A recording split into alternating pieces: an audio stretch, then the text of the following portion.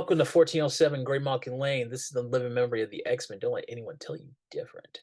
All right. Sabretooth number 4, written by Victor LaSalle with Leonard Kirk as the artist. This is a continuation of what's been going on with with Sabretooth.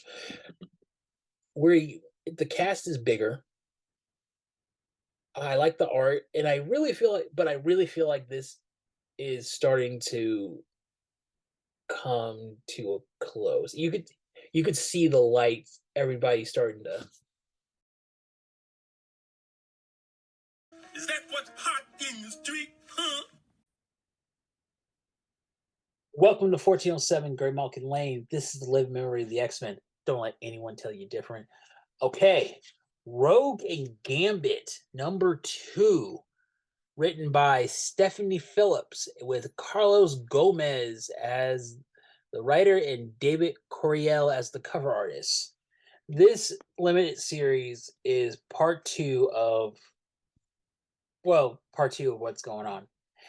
Rogue and Gambit have been sent on a mission from Destiny to obtain manifold.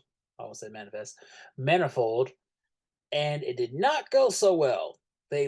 Rogue and Gambit not only lost manifold, but they got trans teleported without their powers. So now they're in Nevada. So we start off with them just walking in Nevada with no powers. And I really like it. I really like it. It's Rogue and Gambit. Like Gambit's telling Rogue, like, why are we here? Why do we have to listen to your blind stepmother? And then Rogue's like, because she's my mom, she wouldn't put us in a situation where we would die. Like, she's trying to save everybody. Like, do you realize how deluded you sound? And they're both kind of cranky because their powers are gone. But then Gambit, he reminds her that you're completely been free free of her powers. And Gambit's like, let's make the most out of it. Brown chicken, brown cow. And that's how the code open goes. Yeah, Rogue and Gambit. Gambit is doing what I would do with my wife if we were stuck in the Nevada desert. Then we get this really bullshit article talking about, like, the interviewer's really trying to insinuate that Rogue and Gambit are not in a good place because Rogue is more successful than her husband, which is bullshit. That's total bullshit because they're fine. Okay, it's when other people start like, oh, well, do you guys ever have a date night? Or how does he feel knowing that his wife is more successful than he is? Like, it's not a competition. He's fine. He has cats. He makes dinner. Like, hey, I'm pretty sure that if this is the other way around, they would make it seem like Gambit is off doing whatever and she's kind of left behind. But it's whack. It's total bullshit. Then we get Eden Manifold. He has been he's stuck. He's trapped and no one knows where he is. He's been so his powers have been suppressed, and it's just wild. It like, and see, it's things like this that make me go like, you know what? Humanity really thinks they like really thinks they can get away with stuff like this. And this is exactly what Magneto said um back in X-Men 4. He's like, "Oh, it's not us, it's the other humans." Yeah, but like these who is giving these people budgets? They all right, but cut to Gambit and Rogue. They run across a small town and their powers aren't really well, Gambit's powers are starting to work a little bit, but not really. Nothing happens. They're starting back up. It's like really like this. Like maybe we can get some water or moonshine that'll strip the paint off a car. I like the fact it's reminded that they're both southern. And after our little tete-a-tete in the desert back there, it'd be nice to get this sand atomite.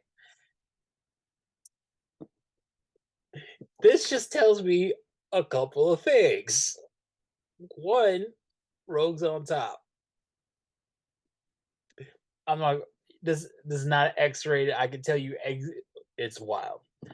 But they go into this bar, and it looks like they're about to run into some trouble. But the dude, he shows them love. He's like, "I know you. Pretty sure you saved the world a couple of times." He's like, "Oh, oh shit, what's up, homie?" And then later on, Gambit, they're like, Gambit's doing the jig. He and Rogue being Rogue, like she's okay when she's having fun, but she's in the side like, we shouldn't be here that long. Like, you can you can call people, right? I mean, couldn't they? I don't know. This is just me. Couldn't they send out like a telepathic relay for somebody on Krakoa to find them or something? Don't they have like a tracker? I don't know. But I do like the fact that Gambit reminds Rogue um, about the time in that red dress. I wish it would have been an info box about it. I'm sure Stephanie Phillips knows her history, but she doesn't like to acknowledge it because that's not what an intern is for. Then we get Big Cat. No, no, that's not his name. Big Pussy. No, no, that's not his name either. Black Panther. He comes in, he thinks Rogue and Gambit kidnapped Manifold, and he's just coming there looking for a problem. And I'm like, wow. Now you care about mutants when somebody you know. And then we cut to um um Mystique texting her wife. And this whole exchange is and it just tells me that these two, like, Mystique ain't shit, but Destiny really ain't shit. It's like, I'm having a beignet. Have you had one? Yes, bitch. Will you talk to me? I would not want to marry a precog. But then we cut to Black Panther. He's fighting the bar because he thinks that Rogue and Gambit or have information on Manifold, and it just kind of go. It's a nice little fight. They kind of make it seem like Gambit can't take Black Panther when that's not even the case. But his powers are coming back, which is nice. This nice little fight scene, and then we see Rogue gonna lay a smack us down on the dudes who tried to make Storm into a regular queen as opposed to a mutant, Omega mutant that she really was. I'd still say Black Panther was the worst relationship Storm has ever been in. And the worst that she married him. And also, I like the fact that the Watcher was at their wedding and he kind of said, like, oh, yeah, this is going to be big. Like, their kids are going to be huge. No kids. Storm does not, T'Challa does not deserve to have a child by Storm. But Gambit, he does so he's a sneaky little thing. He's sneaky.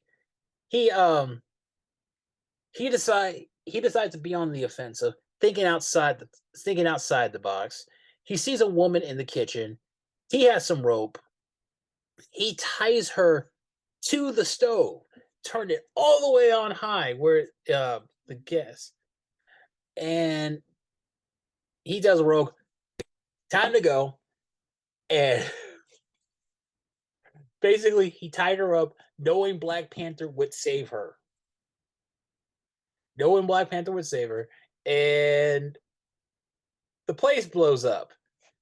And he's like, "Oh crap! I hope he saved her." And it, it leads into the next issue. We see my man Forge, and this is going to be like a 4-issue limited series, and I want to know what's going on. And probably 5, because I don't see this going beyond. I don't see this being an ongoing. But I'm giving this book a 3.75 out of 5 stars. A point off for Black Pussy, but everything else is solid. The dialogue's cool. I didn't also a couple points off for that stupid interview. Wasn't needed. It contributed nothing to the story. But what do you guys think? Like, share, comment, subscribe. This is 1407 Grey Malkin Lane, and I'll see you soon.